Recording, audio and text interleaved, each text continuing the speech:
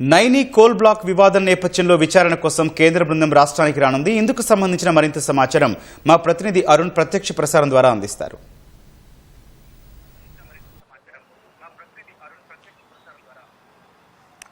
Thank you. Naini coal block సంబంధించినటువంటి వ్యవహారము రోజుకొక కొత్త మలుపు తిరుగుతూ ఉంది. నిన్న ఈ వ్యవహారం పైన ప్రత్యేకంగా మీడియా సమావేశం నిర్వహించి నైని కోల్ బ్లాక్ వ్యవహారంలో కేంద్ర ప్రభుత్వం ఏం చేయగలదు, కేంద్ర ప్రభుత్వం ముందున్నటువంటి ఆప్షన్స్ ఏంటనేటి వివరాలు అందించినటువంటి కిషన్ రెడ్డి ఈరోజు 2 సభ్యులతో కూడినటువంటి ఒక కమిటీ నియమించడానికి మంత్రిత్వ శాఖను ఆదేశించినట్లుగా కొద్దిసేపటి క్రితం కిషన్ రెడ్డి కార్యాలయం నుంచి అధికారిక ప్రకటన వెలువడింది. ఈ ప్రకటన ప్రకారం నైని కోల్ బ్లాక్ వ్యవహారంలో వివాదం తలెత్తిన నేపథ్యంలో కేంద్ర బొగ్గు గనుల శాఖ మంత్రి కిషన్ రెడ్డి ఆదేశాల మేరకు 2 సభ్యుల కేంద్ర బొగ్గు శాఖ అధికారుల బృందం సింగరేణిలో పర్యటించనుంది. ఈ వివాదానికి సంబంధించి అదేవిధంగా టెండరు రద్దు చేయడానికి గల కారణాలను ఇతర అంశాలపైన ఈ బృందం సింగరేణి అధికారులతో విచారించనుంది. ఈ బృందంలో కేంద్ర బొగ్గు శాఖ deputy director general Chetana Shukla, director technical Maravalli Venkateswarlu సభ్యులుగా ఉంటారని చెప్పి కిషన్ రెడ్డి మంత్రిత్వ శాఖ నుంచి అధికారిక ప్రకటన కొద్దిసేపటి క్రితం వెలువడటంతో పాటుగా కేంద్ర బొగ్గు శాఖకు సంబంధించినటువంటి కార్యాలయం కూడా అండర్ సెక్రటరీ ప్రదీప్ రాజ్ కూడా కొద్దిసేపటి క్రితమే ఒక ఆఫీస్ మెమోరాండం కూడా విడుదల చేయడం జరిగింది. సింగరేణికి సంబంధించి కేంద్ర ప్రభుత్వానికి 48% వాటా ఉన్నప్పటికీ ఇప్పటి వరకు సింగరేణిలో ఎలాంటి నిర్ణయాలు తీసుకోవటానికి కానీ అదే సందర్భంలో నిర్ణయాలు తీసుకునే క్రమంలో తమ పాత్ర పోషించడం కానీ వీటన్నిటికీ దేనికి ఆస్కారం లేకుండా రాష్ట్ర ప్రభుత్వం వ్యవహరించిందని, అదే ఇప్పుడు కూడా కొనసాగుతుంది. గత దశాబ్దాలు 2-3 దశాబ్దాలుగా 4 దశాబ్దాలుగా కొనసాగుతున్నటువంటి ప్రక్రియ ఇప్పుడు కూడా కొనసాగుతున్నట్లుగానే నిన్న కిషన్ రెడ్డి స్పష్టం చేశారు. రాష్ట్ర ప్రభుత్వం అంగీకరించి రాష్ట్ర ప్రభుత్వం స్వయంగా కోరితే తప్ప తాము ఈ వ్యవహారంలో సిబిఐ విచారణ చేపట్టడానికి, సిబిఐ విచారణకు సంబంధించినటువంటి పరిశీలన జరపడానికి తమకు ఆస్కారం లేదు అని చెప్పి కిషన్ రెడ్డి నిన్న తేల్చి చెప్పడం జరిగింది.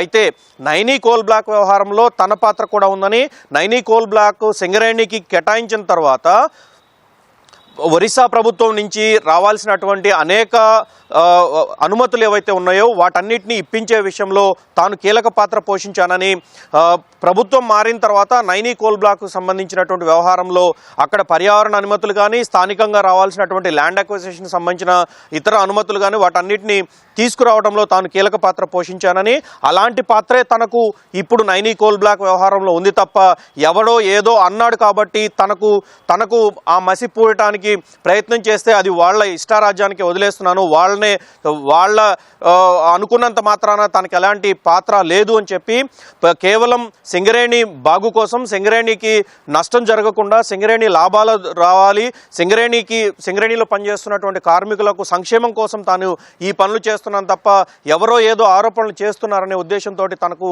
ఇలాంటి కార్యక్రమాలు చేపట్టాల్సిన అవసరం లేదు అని చెప్పి స్పష్టం చేయడం జరిగింది. ఇదే సందర్భంలో సింగరేణికి సంబంధించినటువంటి వ్యవహారంలో కావచ్చు, నైని కోల్ బ్లాక్ని ఆపరేషన్స్లోకి తీసుకొచ్చే విషయంలో కావచ్చు, ఇప్పుడు వివాదం తలెత్తింది.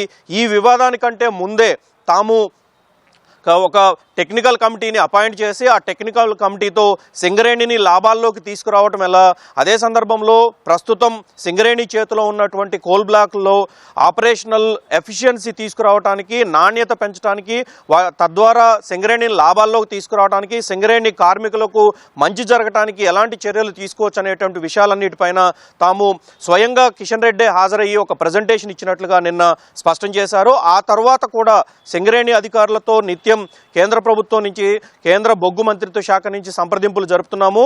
గతంలో అంటే దేశంలో సింగరేణికి తప్ప మిగతా ఎలాంటి కోల్ మైన్ సంస్థకు ఇలాంటి స్వతంత్ర ప్రతిపత్తి లేదు. కానీ సింగరేణికి ఉన్నటువంటి స్వతంత్ర ప్రతిపత్తిని అక్కడి రాష్ట్ర ప్రభుత్వాలు ఒక ఆసరాగా చేసుకొని తమ స్వలాభాలు సాధించడం కోసం ఈ విధమైనటువంటి వ్యవహారం నడిపిస్తున్నారు అని చెప్పి నిన్ననే ఆరోపించడం జరిగింది. నిన్న మాటల సందర్భంలో కూడా కిషన్ రెడ్డి త్వరలోనే ఒక కమిటీని నియమించి ఈ మొత్తం వివాదంపై తాము అన్ని వివరాలు సేకరించడానికి సిద్ధమవుతున్నట్లుగా కూడా కిషన్ రెడ్డి చెప్పారు.